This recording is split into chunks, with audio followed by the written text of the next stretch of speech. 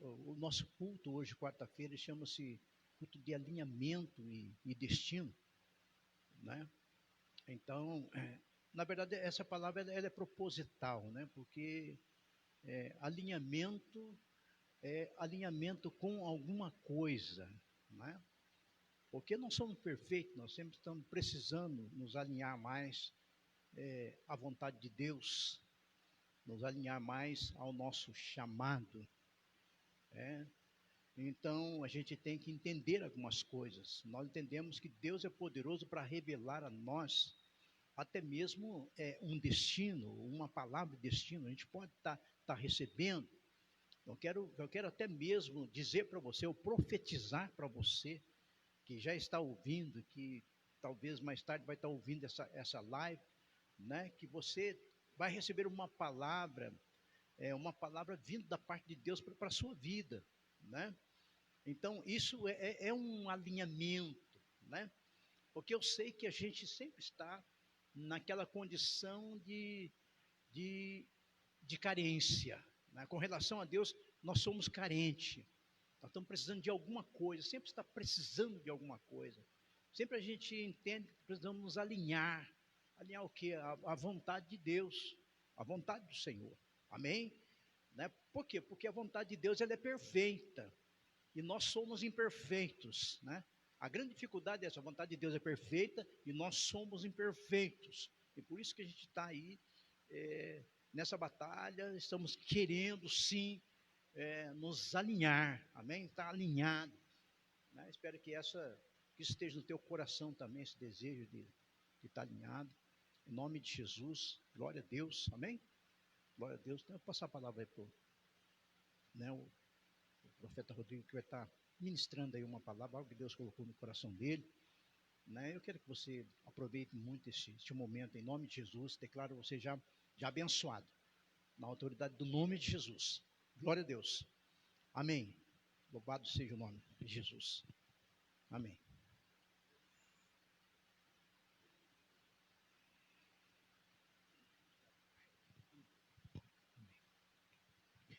Amém, queridos. Mais uma vez eu quero cumprimentar você com shalom, graça e paz, boa noite. E eu quero incentivar a você que você compartilhe essa live aí no seu Facebook, na página do Facebook, né?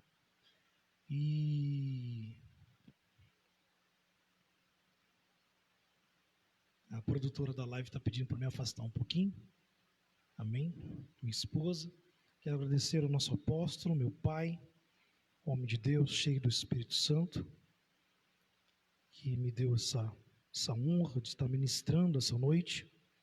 Fico muito feliz, amo essa casa apostólica, com todo o meu coração, aos pastores e pastoras do ministério que estão nos ouvindo, os líderes, né, os discípulas, nosso carinho. Muito obrigado pelo privilégio que você me dá nessa noite, amém? De ministrar uma palavra ao seu coração, pela misericórdia do nosso Deus, amém? Em nome do Senhor Jesus.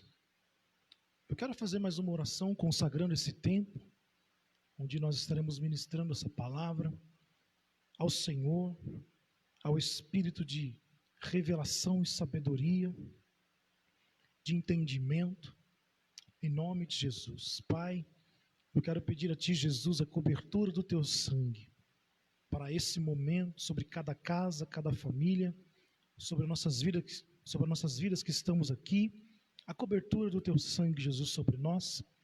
Espírito Santo, me dá a Tua graça, me ajuda, me capacita, enche o meu coração, Senhor, daquilo que é a Tua vontade. Espírito Santo, toma meus pensamentos e leva-os cativos à obediência de Cristo Jesus. Eu oro agora, Deus, por cada um que está ouvindo e peço, Senhor, as Tuas armaduras descritas em Efésios capítulo 6. Calça os pés com as sandálias da preparação do Evangelho da paz. Cinge os lombos com os cintos da verdade, com a couraça da justiça. Dá-nos, Senhor, o escudo da fé com o qual nós apagamos os dardos inflamados de Satanás, a espada do Espírito, que é a habilidade na tua palavra, que é a revelação da tua palavra, e põe sobre a nossa cabeça o capacete da salvação. Espírito Santo, coloca agora em ordem todo o pensamento, toda a emoção, ó Deus, todo o sentimento, em nome de Jesus, Pai. Em nome de Jesus, Senhor. Eu quero te adorar, te louvar, Senhor, e declarar que a Ti toda a honra, toda a glória e todo o louvor, em o nome do Senhor Jesus. Amém e amém. Amém, queridos? Glória a Deus. É muito bom poder estar aqui. Amém? Muito bom mesmo. Só estou aqui tentando mudar aqui o brilho da tela do celular. Aleluia. Pronto. Foi. E nessa noite eu quero falar debaixo de um tema até um pouquinho complexo, mas eu estava em casa agora e eu ouvi um vídeo da minha prima. Eu nunca vi ela fazer um vídeo. Ela é filha do Adilson. Ela é a filha primogênita do Adilson. E ela fez um vídeo no Instagram. Né? Não sei se isso vai chegar a ela. E esse vídeo falou comigo, um vídeo de 2 minutos. E ela fala sobre identidade no vídeo. Agora mesmo. Não faz meia hora. E quando eu estava assim, me preparando, estava no banheiro ali, escovando o dente, coloquei o celular e fiquei vendo o vídeo. Me chamou a atenção porque eu nunca vi ela fazendo um vídeo. E nesse vídeo ela falou sobre identidade. Eu falei, é para eu falar sobre isso. É possível. Não é? Isso confirmou ao meu coração. Então o tema dessa mensagem que eu vou ministrar é o dilema da crise de identidade. O dilema da crise de identidade. Quantos de nós já não sofremos com esse dilema? Não é verdade? Quantos de nós já não sofremos com esse dilema? E você vai ver que esse é um momento em que muitos, até mesmo cristãos, crentes, estão sofrendo com esse dilema de crise de identidade. Não sabem mais quem é em Deus, quem é Deus, o que estamos vivendo, pessoas que estão confusas. Eu já vi até mesmo pastores confusos, não sabendo discernir esse momento, expressando isso na internet, por incrível que pareça, né? A gente não quer julgar ninguém, realmente, de fato, esse é um momento complexo, é um momento difícil. E para nós embasarmos essa mensagem, eu vou ler aqui uma história incrível, uma história maravilhosa. Eu amo essa história, e eu acredito que quem está me ouvindo já conhece essa história. É uma história incrível, uma história maravilhosa, e você vai entender que realmente uma coisa tem a ver com a outra, né? Eu vou construir essa mensagem dentro do teu coração, amém? E você vai entender, em nome de Jesus. E essa história é a história de Sadraque, Mesaque e Abednego. Eu quero ler a história com você, se você puder, estiver na sua casa. Daniel capítulo 3, né? Eu e minha esposa estamos estudando o livro de Daniel, né? E essa história ficou no meu coração e o Senhor começou a ministrar ao meu coração. Daniel capítulo 3, a partir do verso 1, né? Vamos ler a história aqui. No capítulo 2, eu vou fazer uma pequena síntese, né? No capítulo 2, o rei Nabucodonosor tem um sonho com uma estátua. Daniel, que é um dos seus servos ali, um profeta, que é o autor do livro, ele traz a interpretação desse sonho. Curiosamente, no capítulo 3, Nabucodonosor faz uma estátua. Vamos ler a história. Diz assim: o rei Nabucodonosor fez uma imagem de ouro que tinha 27 metros de altura e 2,70 metros de largura. Olha o tamanho dessa estátua. Que ele levantou na planície de Dura, na província da Babilônia. Então o rei Nabucodonosor mandou reunir os sátrapas, os prefeitos, os governadores, os juízes, os tesoureiros, os magistrados, os conselheiros e todos os oficiais das províncias, para que viessem à cerimônia de inauguração.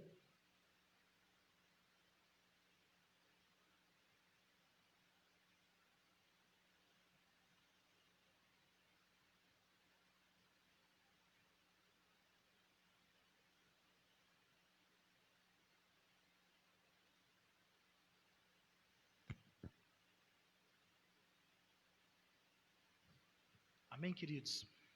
Vamos continuar lendo? Esse aqui não vai acabar a pilha, não. Vamos lá. Então, a partir do versículo 2, capítulo 3 de Daniel, a partir do versículo 2. Então o rei Nabucodonosor mandou reunir os sátrapas, os prefeitos, os governadores, os juízes, os tesoureiros, os magistrados, os conselheiros e todos os oficiais das províncias, para que viessem à cerimônia, glória a Deus, meu Deus, de inauguração da imagem que o rei Nabucodonosor tinha levantado.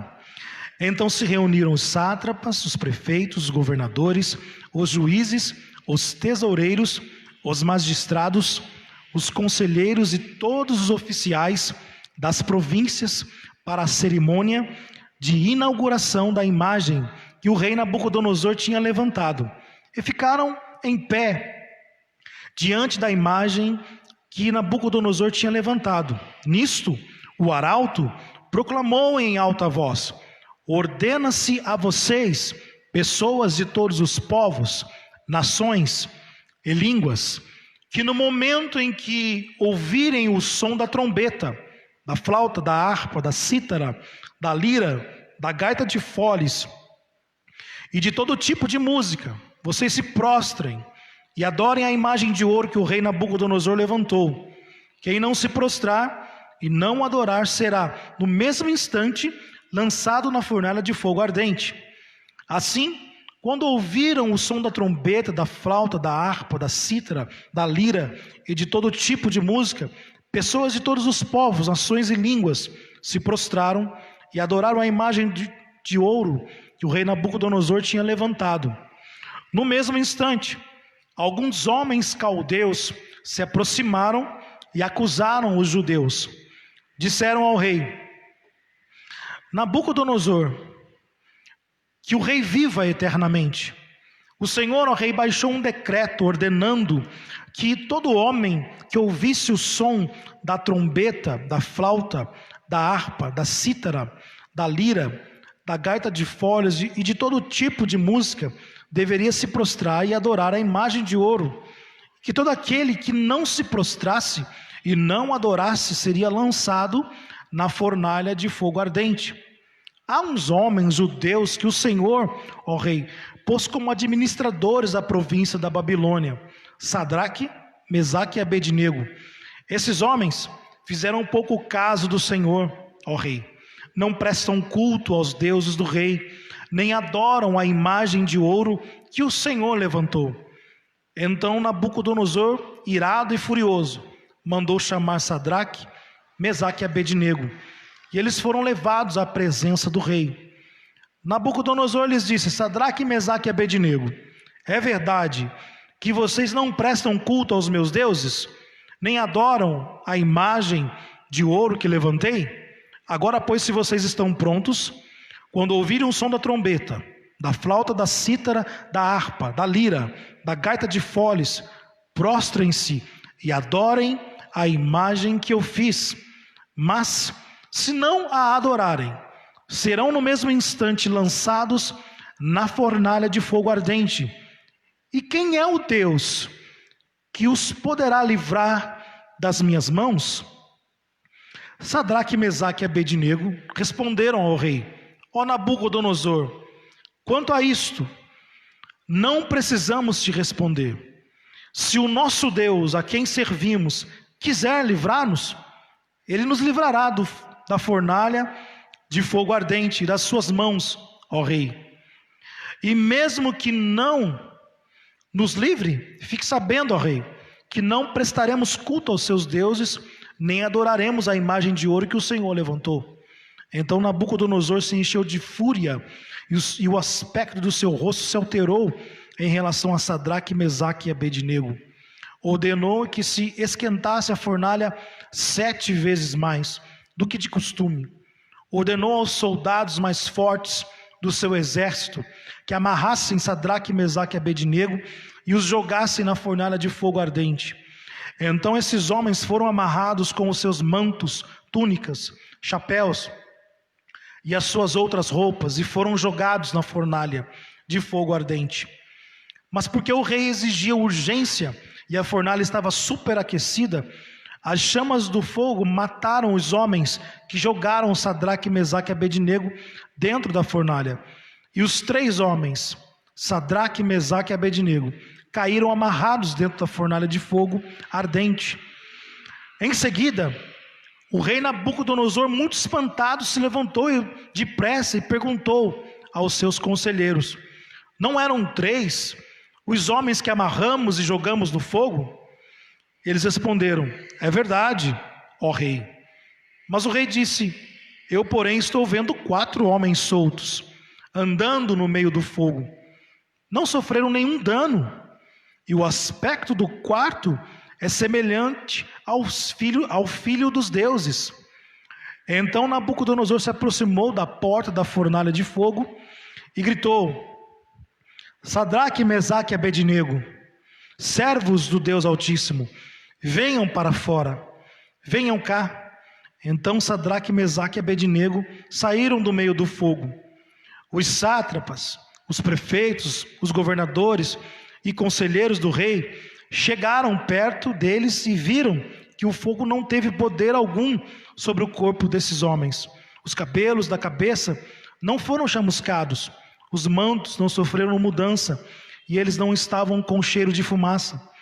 Nabucodonosor disse: bendito seja Deus, bendito seja o Deus de Sadraque, Mesaque e Abednego, que enviou o seu anjo e livrou os seus servos, que confiaram nele, pois não quiseram cumprir a palavra do rei, preferindo entregar o seu corpo a servir e adorar um Deus que não era o Deus deles. Portanto, faça um decreto, ordenando que todo povo, nação e língua que disser blasfêmia contra o Deus de Sadraque, Mesaque e Abednego seja despedaçado, e que suas casas sejam reduzidas a ruínas, porque não há outro Deus que possa livrar como este. Bendito seja o nome do Senhor por sua palavra. Aleluia. É uma história incrível, é uma história maravilhosa, é uma história linda, né? E ela não tem como ser resumida, por isso que eu li o texto todo. Eu espero que não tenha cansado os irmãos aí, mas é uma história linda, vale a pena ler, né? Então eu quero discorrer um pouco sobre essa história, para poder falar sobre identidade. Quem eram Sadraque, Mesaque e Abednego? Eles, na verdade, tinham outros nomes, porque Nabucodonosor, ele conquistou todas as nações da terra naquele tempo. Ele era uma espécie de rei do mundo daquela época, e ele conquistou também a nação de Israel. E o que ele fez? Ele ordenou ali a um dos seus conservos, né, para que ele escolhesse ali em Israel, dentro ali da realeza, alguns homens sábios, doutos, não é? Que fosse de boa aparência, para que servisse lá no palácio da Babilônia. E foram trazidos alguns homens, dentre eles a Bíblia destaca 4 homens: Daniel, Misael, Azarias e Ananias, não é? E eles vieram para a Babilônia. Então o rei orientou que eles fossem treinados durante 3 anos, né, em toda a sorte de cultura babilônica, no idioma. E aí o nome deles foi também trocado. Então Ananias passou a se chamar Sadraque, Misael passou a se chamar Mesaque, e Azarias passou a se chamar Abednego. Daniel, que não está nessa história, mas é o autor do livro, ele passou a se chamar, como é o nome? Beltesazar, escapou o nome dele. Todos esses nomes, Beltesazar, Sadraque, Mesaque e Abednego, são nomes de entidades, deuses lá que eles serviam na Babilônia. Então, em homenagem a esses deuses, eles deram esses nomes para os judeus que foram cativos. E eu entendi que a intenção dos babilônicos era que a identidade deles fosse afetada com essa mudança. Primeiro a mudança de nação, depois eles foram inseridos durante 3 anos na cultura babilônica. Inclusive o nome deles foi mudado, né? Eu me lembro agora, quando eu era adolescente, criança, e nós frequentávamos a escola, então era muito comum você ter alguns amigos com apelidos, né? Eu tinha apelido, e tinha alguns amigos também que tinham apelido, então era aquela troca, né? Aquele toma lá da cá, né? Então você me chama por apelido, então eu vou te chamar por apelido. E até hoje tem alguns amigos, coleguinhas da infância, que eu não sei o nome deles. Eu lembro do apelido, mas não sei o nome deles. E por incrível que pareça, por exemplo, vou dar um exemplo, tá, gente? Eu tinha lá um amigo que o apelido dele era Cabeção, né? É lógico, porque ele tinha uma cabeça pequenininha. Não, ele tinha um cabeção mesmo. E fica aquele estereotipo, né? É um cabeção. Aí você já imagina um cara de cabeça grande. Mas talvez não seja isso que ele seja, o cabeção. Ele deve ter um nome. O nome dele talvez seja Antônio, seja Marcos, enfim. Mas sabe como é que é a molecada, né? Hoje em dia eles chamam de bullying, né? Hoje em dia eles chamam de bullying, enfim, tem toda uma coisa por trás disso, não é? E todas essas coisas, quando você sofre essa situação, de fato, a sua identidade fica manchada. Mas agora, com o passar do tempo, quando vem a adolescência principalmente, pessoas que tiveram problemas na sua criação, os seus pais não o apoiaram, os seus pais foram pais muito críticos, que lançavam seus erros, os erros que eles cometiam, né? As falhas em rosto, de forma assim, muito grotesca, de forma ofensiva. Essas pessoas, esses indivíduos, nas suas idades ali de adolescência, até a idade adulta talvez, começam a criar ali, a buscar ídolos, pessoas que eles imaginam, poxa, eu gostaria de ser, um exemplo, como o Neymar. Nossa, o Neymar é top, o Neymar é bom de bola, o Neymar é um cara presença, o Neymar é um cara rico, né? E aí compra a camisa do Neymar, corta o cabelo igual ao do Neymar, compra o tênis igual ao do Neymar. Por exemplo, também eu tenho muitos amigos músicos, né? E alguns deles imitam outros cantores, né? Isso também é uma falta de identidade. A pessoa ainda não tem a sua identidade musical, nós dizemos assim, né? E tem pessoas que seguem assim, né? Pela vida toda, sem identidade, não é? E é sobre isso que nós estamos falando, né? Sobre a questão de identidade. Quem nunca pensou, parou para pensar e dizer assim, de verdade, quem eu sou? De onde eu vim ou por que eu nasci? Perguntas desse tipo, principalmente quando nós estamos inseridos em crise de identidade, em crise de falta de propósito de vida. Você não sabe o que fazer ou o que vai ser, não é? E você fica ali como que perdido em si mesmo, não é? E a gente, voltando para a história de Sadraque, Mesaque e Abednego, por isso que eu li esse texto, você vê que toda a nação foi reunida naquele campo, naquela província, naquela planície de Dura, em Babilônia. Toda a nação. Sadraque, Mesaque e Abednego, naquele inteirinho ali, naquele momento, eles têm um cargo já no governo, eles são administradores, a palavra do Senhor fala. Então eles estão junto com os prefeitos, com os governadores, eles são pessoas que têm uma importância na sociedade ali. Então tem muita gente ali.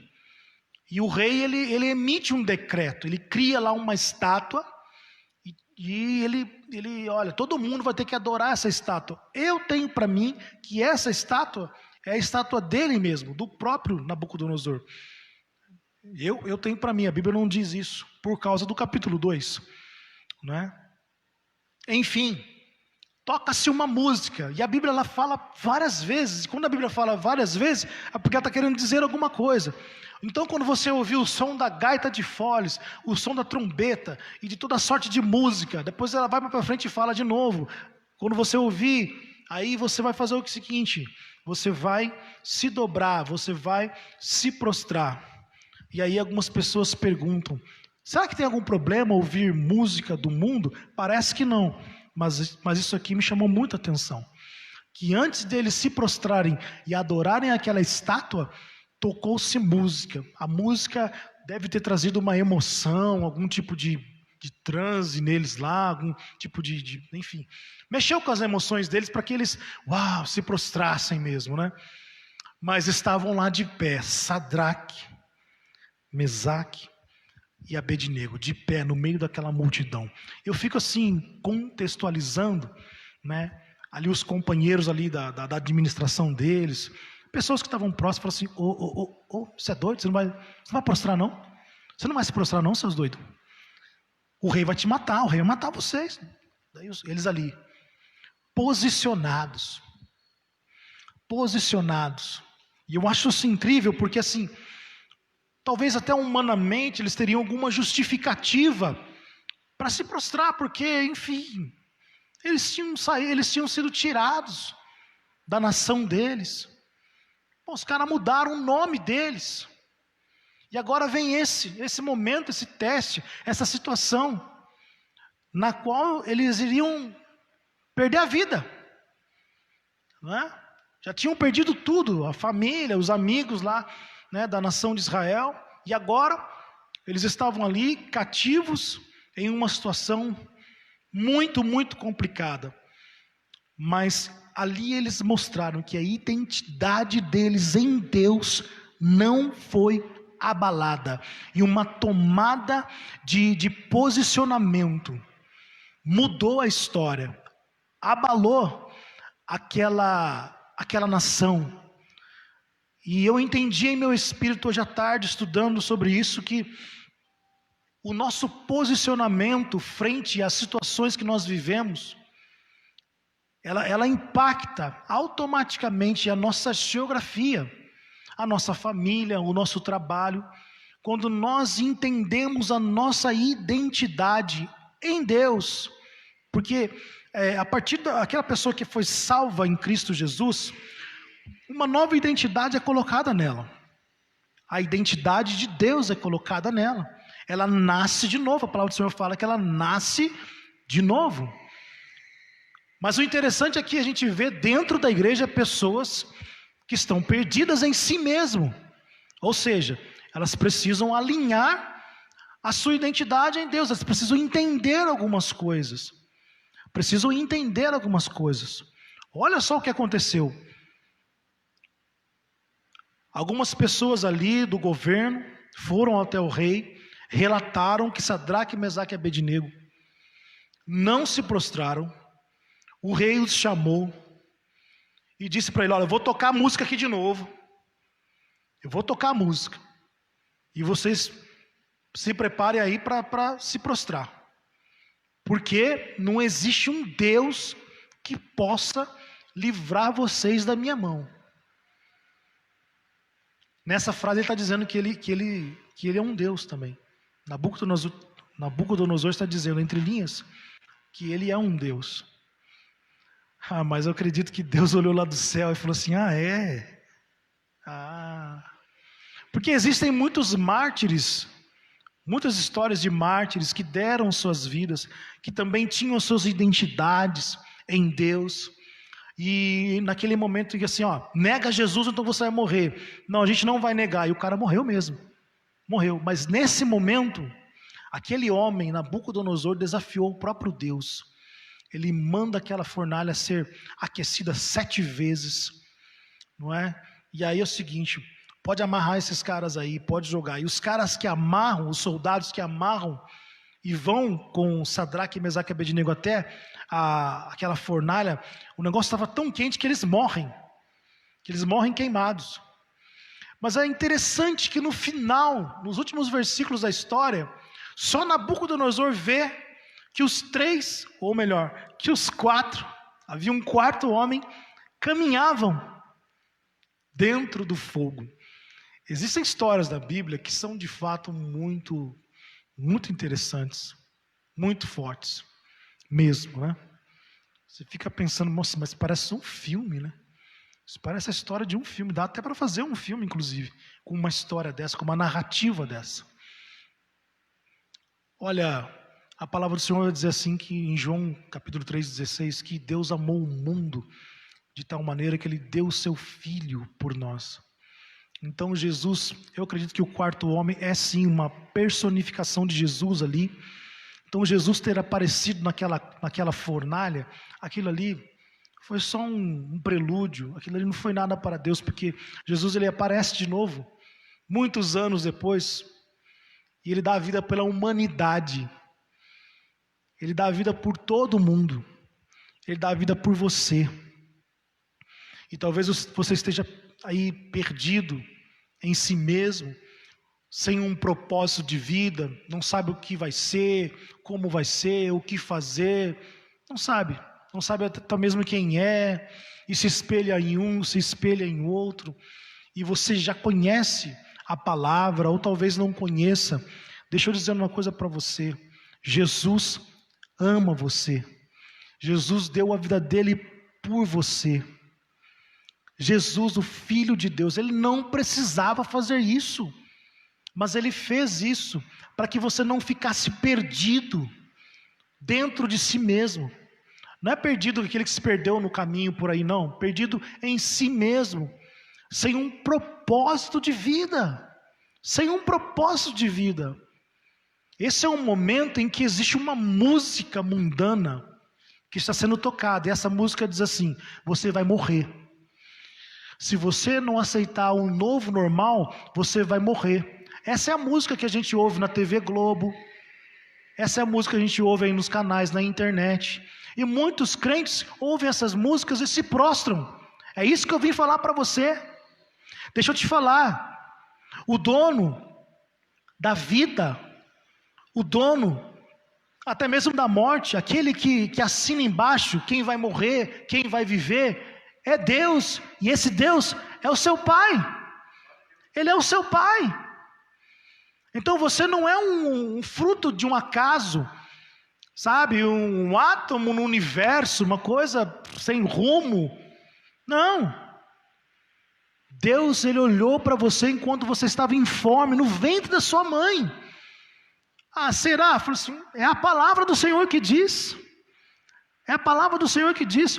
Olha só, eu quero ler com vocês, eu não ia ler não, mas o Senhor está me falando para eu ler. Romanos capítulo 8, verso 15. Eu cantei um pedacinho desse trecho aqui, porque eu me lembrei e veio muito forte no meu coração. Romanos capítulo 8, versículo 15. Vamos ver se eu acertei aqui. Porque vocês não receberam um espírito de escravidão para viverem outra vez atemorizados, mas receberam o espírito de adoção, por meio do qual clamamos Abba, Pai. O próprio Espírito confirma ao nosso espírito que somos filhos de Deus. Isso ele fala de orfandade. Pessoas perdidas em si mesmos, sem identidade, são órfãos. Sabe o que significa orfandade? Eu já contei, eu já falei isso aqui, eu vou falar de novo. Você vai entender. Quando alguém fala, o que é o espírito de orfandade? A pessoa fica, o que é orfandade e tal? Você vai entender agora. Havia um casal, é uma historinha bem curtinha, havia um casal que queria adotar uma criança. E eles queriam um bebezinho. E eles foram aonde? Num orfanato. Certo? Chegaram no orfanato, a enfermeira lá, a pessoa, levou eles até o local onde tinham os bebês. E o futuro pai, que estava ali, ele olhou, viu aqueles bebês, eles estavam todos acordados, mas eles estavam todos quietos. E aí esse pai falou assim: nossa, mas como é que vocês conseguem controlar essas crianças? Ninguém chora, essas crianças não choram. Mas que estranho. Aí essa enfermeira falou assim, presta atenção nisso. Essa enfermeira falou assim: eles não choram porque não tem ninguém que vá lá e vai pegá-los, que vai pegar eles no colo, que vai atender o choro, o clamor deles. Não tem ninguém para fazer, é muita criança. Então eles desistiram de chorar. Isso é orfandade. Talvez você não tenha entendido. Muitas pessoas perdidas em si mesmos, que não sabem, que não têm a sua identidade em Deus, em Cristo definida, desistiram de clamar a Deus, porque eles pensam: Deus não vai me ouvir. Isso é orfandade. Porque houve pessoas que não te ouviram. Talvez o seu pai, talvez você foi criado pelo seu tio, pelo seu avô, e você pedia as coisas. Eu vejo uma criança que ela pede as coisas assim: sai para lá, criança, sai para lá, menino, sai para lá, menino. E você cresceu com essa síndrome no seu coração. Se eu falar com Deus, Ele não vai me ouvir. Será que Deus vai me ouvir? Você até vai uma vez ali: Senhor, eu queria uma porta de emprego. Amém. Será que Deus me ouviu? Será? E você sai com aquele sentimento. Isso é orfandade. E isso é diabólico. Isso é o inimigo falando para você assim: você lembra quando você falava com seu pai e ele não te ouvia? Você lembra quando você pedia lá para o seu tio, que você morava com ele, com sua avó, e ninguém te ouvia? É a mesma coisa. Ele não vai te ouvir. Você está sozinho. É isso. Essa é uma noite de alinhamento e destino. Essa é uma palavra de destino para você. Se você entender essa palavra, a tua vida nunca mais será a mesma. A tua vida nunca mais será a mesma. Você não pode ser regido pelo medo, porque o medo é um demônio, é um espírito maligno. Você é o filho do Deus vivo. O teu Deus é um Deus que caminha pelo fogo, querido. O teu Deus é um Deus que caminha pelo fogo.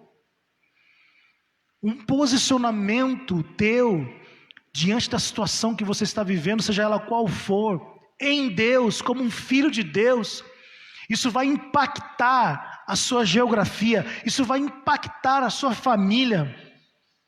Eles vão olhar para você e vão ver: meu Deus, hein? Olha aí.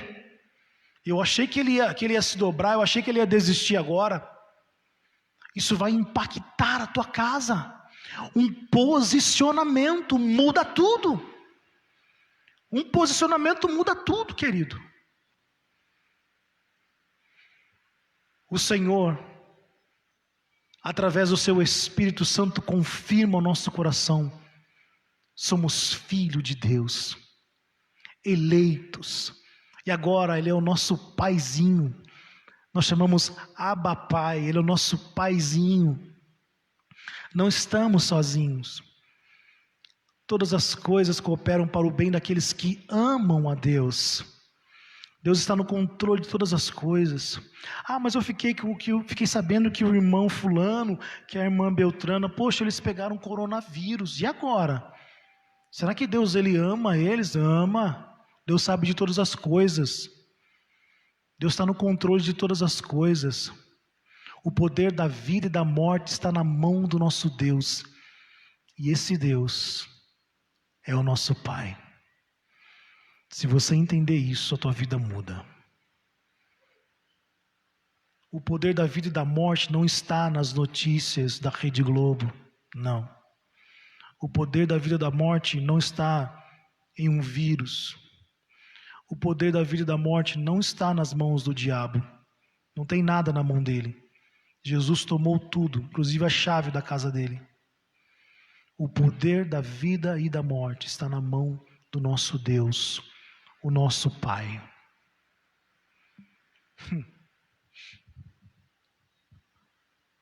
Querido, Deus é bom. Deus é bom demais. Quero convidar a você que ficou até agora aí, que ouviu essa palavra, para que você curve a sua cabeça onde você está. Feche os teus olhos. Feche os teus olhos, coloca a mão no seu coração. simbolizando o centro das suas emoções. Coloca a mão aí no seu coração. Os olhos do Senhor estão te vendo agora. Os olhos do Senhor estão te vendo agora.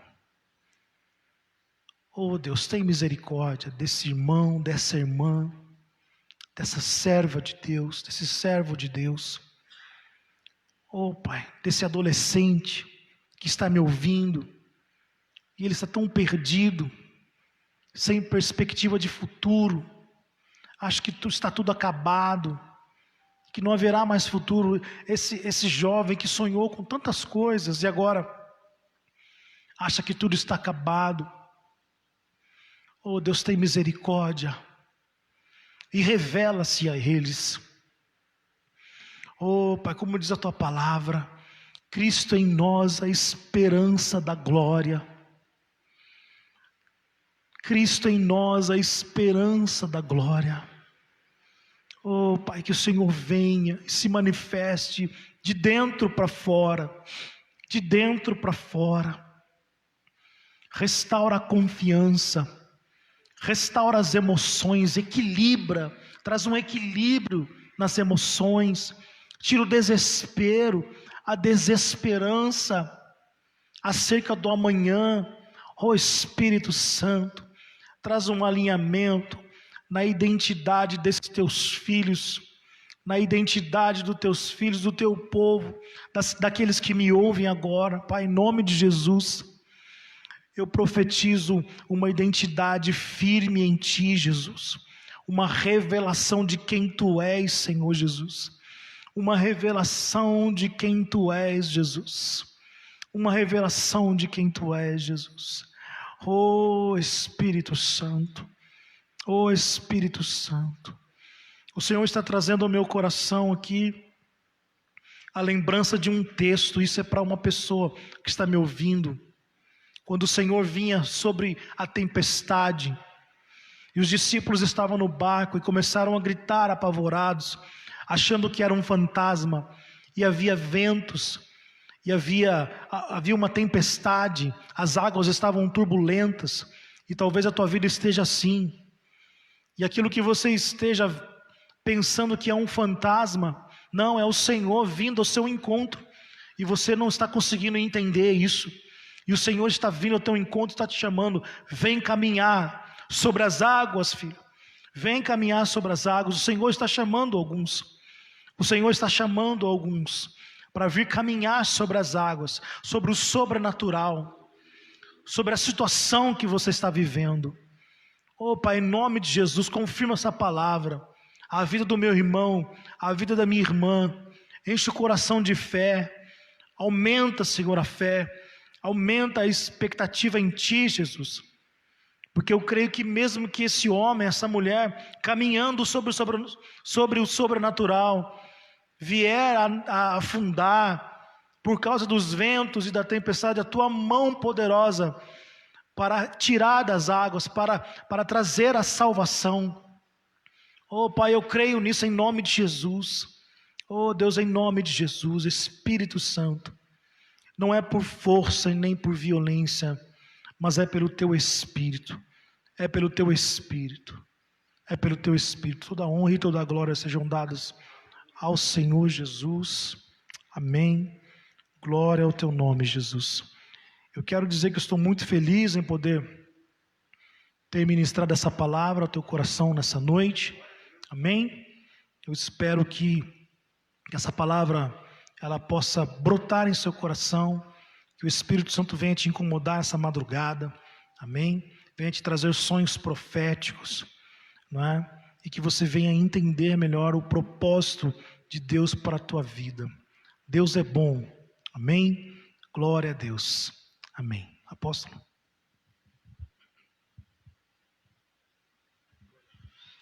Aleluia, louvado seja o nome do Senhor, né? Declare esta palavra aí, na verdade ardendo no teu coração, realizando uma obra especial, poderosa na sua vida.